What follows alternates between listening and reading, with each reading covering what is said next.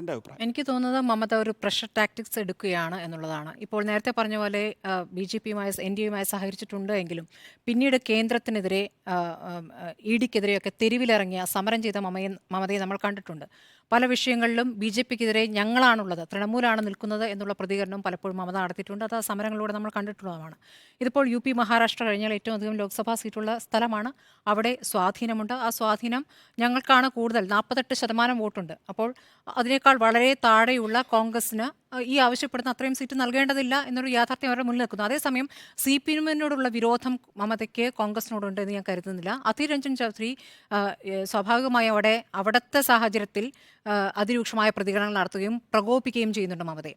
ഇപ്പോൾ അപ്പുറത്ത് ആപ്പിൻ്റെ കാര്യത്തിലും അവിടെയാണ് അതാണ് കാണുന്നത്. കേജ്രിവാൾ അല്ലല്ലോ, പഞ്ചാബ് മുഖ്യമന്ത്രിയാണല്ലോ പ്രതികരിക്കുന്നത്. അപ്പോൾ അവിടുത്തെ പ്രാദേശികമായ സാഹചര്യം വെച്ച് അങ്ങനത്തെ പ്രതികരണങ്ങൾ നടത്തുന്നു. ഇപ്പോൾ ഈ മുസ്ലിം വോട്ട് തൃണമൂലിനെ സംബന്ധിച്ച് ഏറ്റവും പ്രധാനപ്പെട്ട ഒരു ഘടകമാണല്ലോ. ഈ സാദർ ദിഗി എന്ന സ്ഥലത്ത് നടന്ന ഉപതെരഞ്ഞെടുപ്പിൽ CPM പിന്തുണയോടെ അന്ന് അവിടെ കോൺഗ്രസ് വിജയിച്ചിരുന്നു. അപ്പോൾ അവർ സാഹചര്യം മുന്നിൽ കടന്നു. അപ്പോൾ അത് വല്ലാതെ ഭയപ്പെടുത്തി. അതിനുശേഷം ഈ വിജയിച്ച സ്ഥാനാർത്ഥിയെ ബൈരൺ വിശ്വാസിനെ തൃണമൂലിൽ എത്തിക്കുകയും ചെയ്തിട്ടുണ്ട് മമത. അപ്പോൾ അത്തരം ചില കാര്യങ്ങൾ അവരുടെ മുന്നിലുണ്ട്. അപ്പോൾ ന്യൂനപക്ഷ വകുപ്പ് ഏറ്റെടുത്തുകൊണ്ട് 5000 കോടിയുടെ പദ്ധതികൾ പ്രഖ്യാപിച്ചുകൊണ്ട് ന്യൂനപക്ഷത്തെ തങ്ങളുടെ ഭാഗത്തേക്കാക്കാനുള്ള ശ്രമങ്ങളൊക്കെ അന്ന് മമത നടത്തിയിട്ടുണ്ട്. അപ്പോൾ ഈ കോൺഗ്രസിനെ പൂർണ്ണമായും ഒഴിവാക്കിക്കൊണ്ട്, അല്ലെങ്കിൽ കോൺഗ്രസിനെ പൂർണ്ണമായും പിണക്കിക്കൊണ്ടൊരു തീരുമാനത്തിലേക്ക് പോകുമെന്ന് ഞാൻ കരുതുന്നില്ല. അതൊരു പ്രഷർ ടാക്ടിക്സ് ആയിരിക്കണം. ഈ പറഞ്ഞതുപോലെ ദേശീയ നേതൃത്വമായിട്ടുള്ള ചർച്ച നടന്നിട്ടില്ല. അപ്പോഴും ഖാർഗെയുടെ പേര് നിർദ്ദേശിച്ചത് മമതയാണല്ലോ.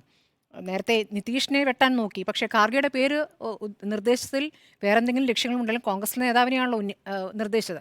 അപ്പോൾ അതുകൊണ്ട് തന്നെ കോൺഗ്രസുമായി പൂർണ്ണമായൊരു ഭിന്നത എന്നൊരു തീരുമാനത്തിലേക്ക് മമത പോകുമെന്ന് തോന്നുന്നില്ല. ഇതിനേക്കാൾ ഒരുപാട് കേസുകളുണ്ടായ ഘട്ടമുണ്ടായിട്ടുണ്ടല്ലോ. മമത ഏതൊക്കെ രൂപത്തിൽ പിടിക്കാൻ നോക്കിയിട്ടുണ്ട് തൃണമൂലിനെ.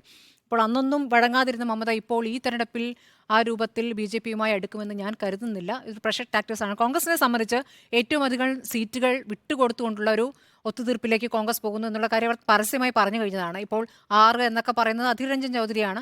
അത് ഈ പറഞ്ഞ പോലെ 2ൽ നിന്ന് 3 ആയാലും ചിലപ്പോൾ പക്ഷേ 4 ആയാലും സഹകരിക്കാൻ സാധ്യതയുണ്ടെന്നാണ് ഞാൻ കരുതുന്നത്.